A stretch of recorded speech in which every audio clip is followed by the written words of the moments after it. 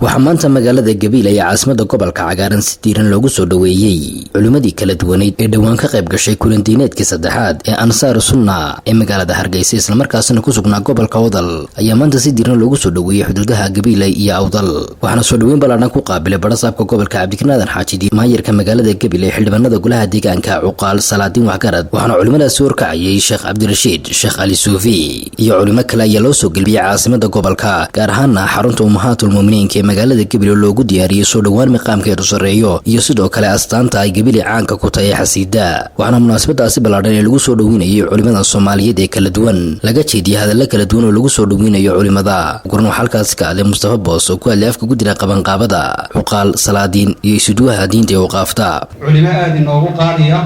oo uu hogaaminayo Sheekh Al-Qaari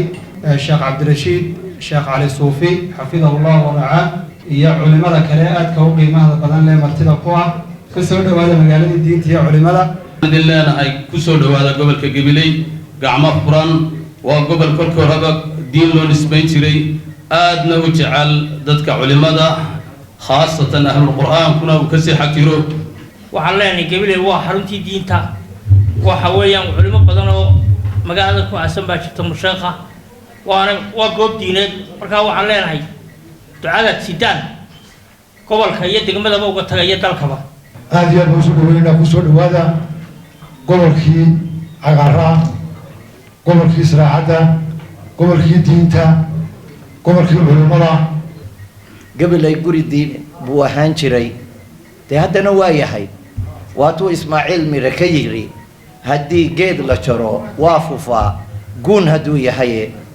gurmago aan gobkii laga dhigaa waa gadaal bixiye Gabiley ay guuleysta sokor waxa halkaas ka hadlay maayirka magaalada Gabiley iyo barasaabka gobolka muddo aan la joogtaana diyaar baan u nahay ilaahayna waxaan weydiisanaynaa inuu nagu anfaco ducada noo aqbalo oo aad beledka iyo dadkaba u duceysaan isla markaana ilaahay waanada iyo wax sheega aad dadkiina dal ilaahay u jeedinaysaan ilaahay ku weeleeyo annana diyaar baan u nahay runtii inaan idinka faa'iideysano aad iyo aad baan mar labaad iyo mar saddexaad baa idin soo dhaweynana ku soo dhawaada gobolka Gabiley mar labaadka waxaan u mahad celinayaa culimada Sheekh Cabdirashiid oo hogaaminayo waxaan leeyahay ku soo dhawaada gobolka Gabiley waxaan oran lahaa baraarujinta idinkoo ku heelan ama waqti walba meel walba ka hadlaya oo ka sheegayo wacdigii iyo waanadii dhaguhu noo furan yihiin haddana inaad sii xoojisaan walaalaha sida wanaagsan qalbiga furnaanta ay ku jirto nagu soo dhaweeyay gobolka Gabiley ay hogaaminayaan mas'uuliyiintii madaxdii Somaliland xaqiiqatan anigu markaan arkay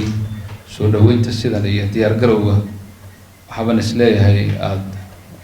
xaaji janan la hadashiyo xaajina oo kugu daray xaaji waa ahayd markii hore gelin kaliya waa ku yartahay Gabiley hada gabiyay moogtahay gaaban ka wade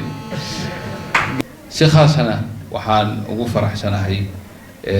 yani meesha tan wanaagsan golahan qiimaha leh ay gabdhuhu sameeyeen